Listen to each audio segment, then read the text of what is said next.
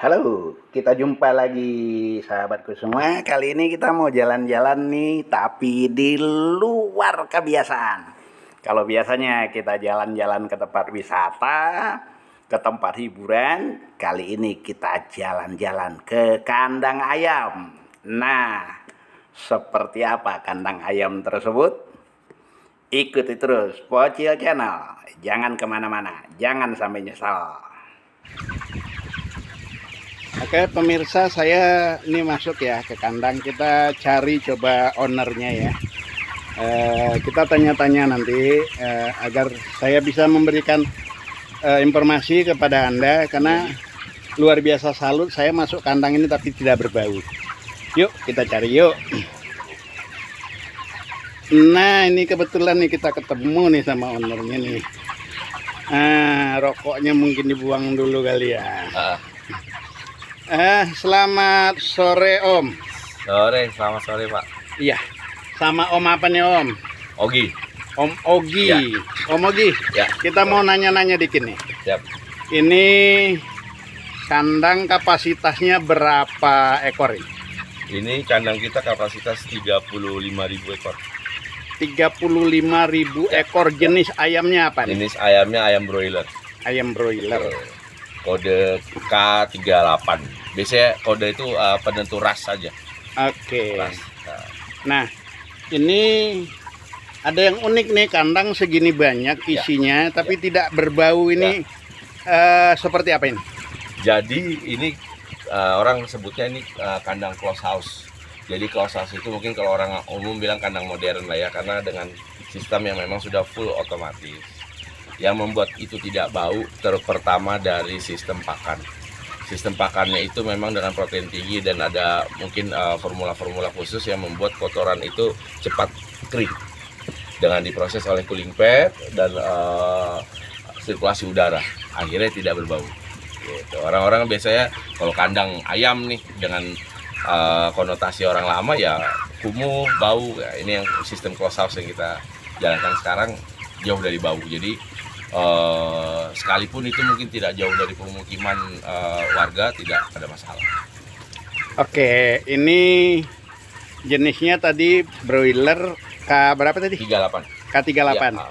Ini masa produksi berapa lama ini? Dari mulai istilah kita check in DOC atau day old chick itu dari umur 1 hari sampai dengan 32 hari kalau di kami sudah pengajuan untuk panen raya. Gitu. 32 hari sudah panen raya. Betul. Nah biasanya kan ini biar bagaimanapun barang bernyawa ya. Betul. Pasti ada risiko nih. Ya. Nah biasanya berapa persen ini risiko kematian? Kalau pengalaman kami yang sekian periode ya, biasanya depresi itu kami di sekitar 1 sampai 1,5% itu masih normal. Cuman 1 sampai 1,5%. Betul Bang. Dari 35.000. 5.000. Dari 35.000. Sekitar 350 ekor. 350. Iya. Oke.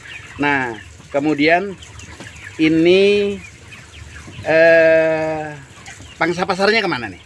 Kalau kami memang sudah bekerja sama dengan PT Plasma. Itu PT Java Kiomas Adi Satwa. Oke. Gitu. Jadi pasarnya kita sudah tidak. Jadi kita benar-benar concern di pembesaran dari 0 hari sampai dengan panen raya. Gitu. Untuk pasarnya perusahaan Plasma itu sudah sediakan. Karena produk-produk seperti makanan olahan ya atau termasuk rumah potong ayam RPA pabriknya itu sudah tersedia. Jadi kita nggak perlu pusing masalah pemasaran. Oke. Om, ini kan kalau dilihat dari usia masih cukup belia ya. Ya. Kenapa sih kok tertarik dengan bisnis yang seperti ini? Sebenarnya pengalaman saya sendiri juga dulu di kontraktor migas. Ya mungkin suatu hari kita main ke daerah Sentul, itu ada temen juga, dia tadinya pengusaha taksi konvensional. Habis itu kita ngobrol banyak. Pertama pun sama saya juga sama takjub.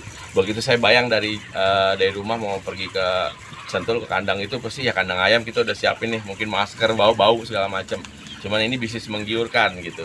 Begitu saya tempat lokasi, kok nggak ada bau sama sekali, kok bener-bener sehat, ya higienis lah. Lingkungan kandang juga cantik karena memang kalau closed house itu rata-rata dibangun di dataran tinggi dengan maksud dan tujuan adalah mendapatkan udara yang bersih yang bagus. Tapi bukan berarti kita menghasilkan istilahnya limbah itu nggak ada sama sekali.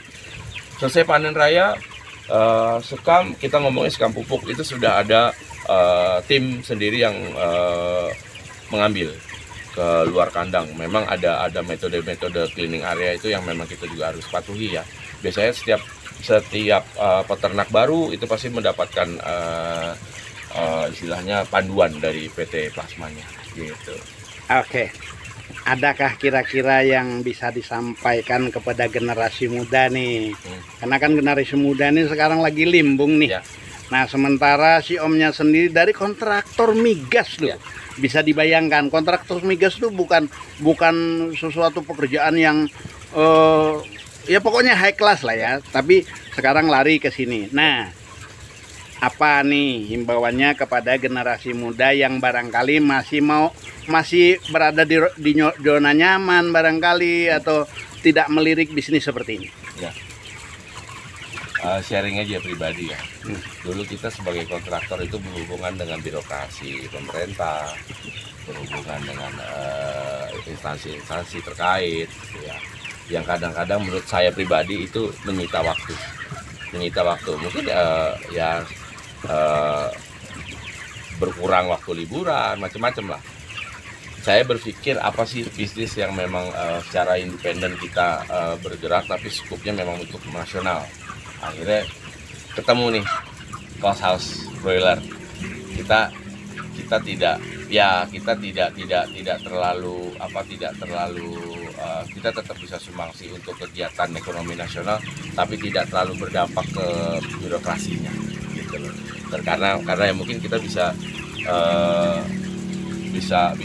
berpikir bahwa itu ketahanan pangan bisa jadi sumber mata pencaharian yang continue, lain dengan dulu yang saya geluti di dunia kontraktor. Kan